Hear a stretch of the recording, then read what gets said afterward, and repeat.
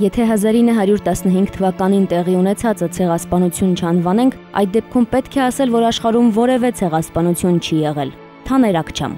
Թուրքիայում 1 միլիոն հայ եւ 30,000 քուրդ է սպանվել, սակայն ես միակն եմ, ով համարձակվում է այդ մասին խոսել։ Օրհան Փամուկ։ Եթե վախենանք էլ, պիտի շարունակենք պայքարը, դա խղճի խնդիր է։ Ռագեբ Զարաքոլու։ Ակչամը, Փամուկը, Զարաքոլուն այն սակավաթիվ մտավորականներից են, որոնք Թուրքիայում պայքարում են մարդու իրավունքների եւ հայոց ցեղասպանության ճանաչման համար։ Հրանտինքը զոհվեց այդ պայքարի ճանապարհին։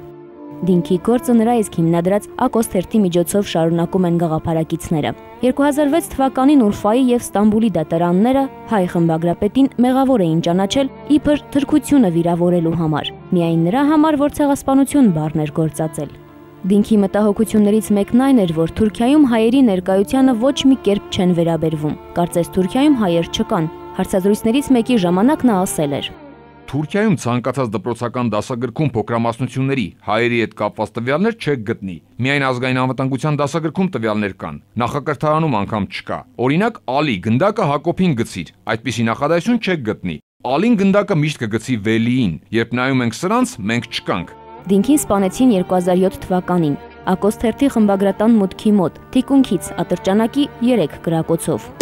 Մարդասպանը հեռանալիս գոչել էր Գյավուր։ Սա հիմք էր ենթադրելու, որ սպանությունը ազգային հողի վրա էր կատարված։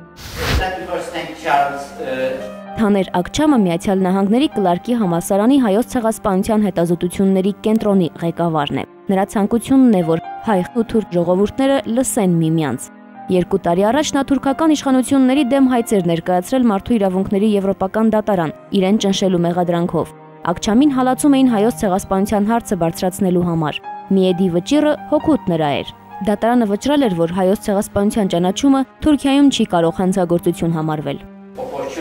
Ես խոստացել եմ ամեն ինչ անել երկու ժողովուրդներին հաշտեցնելու համար, վերադարձնել պատմություն, որը մենք կորցրել ենք ցեղասպանության պատճառով։ Թուրքիան պետք է ընդունի իր պատմական սխալները։ Թուրք պրոֆեսորը մի քանի աշխատություն ունի հայոց ցեղասպանության մասին, դրանցից վերջինը երիտթուրքերի հանցանքը մարդկության դեմ գործն է։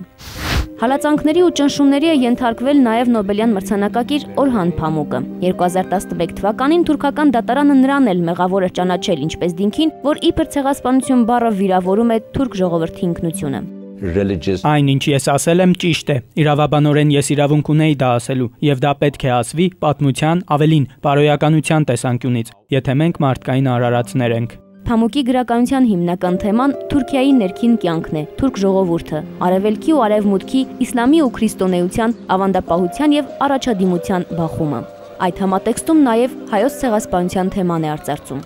Մեկ ամիս առաջ Հայաստանում էր թուրք հրատարակիչ Բեգլե հրատարակչատան տնօրեն Ռագեբ Զարաքոլուն։ Նա մասնակցում էր հայոց ցեղասպանության 100-րդ տարելիցի միջազգային գիտաժողովին։ Ասում էր Հայաստանն ու Թուրքիան հարևաններ են, բայց գրեթե 100 տարի հեռու են միմյանցից ինչպես լուսնից։ Զարաքոլուի հույսը երիտասարդներն են։ Նրանք կարող են վերականգնել խարխլված կամուրջը։ Այդ նպատակին զոհ գնաց Դինքը, իսկ ինքը եւ մի շարք թուրք մտավորականներ հալածվում եւ ճնշումների են ենթարկվում։ Բայց նա չի դադարում պայքարել, չնայած ըստ նրա գրեթե անհնար է, որ Թուրքիան ճանաչի հայոց ցեղասպանությունը։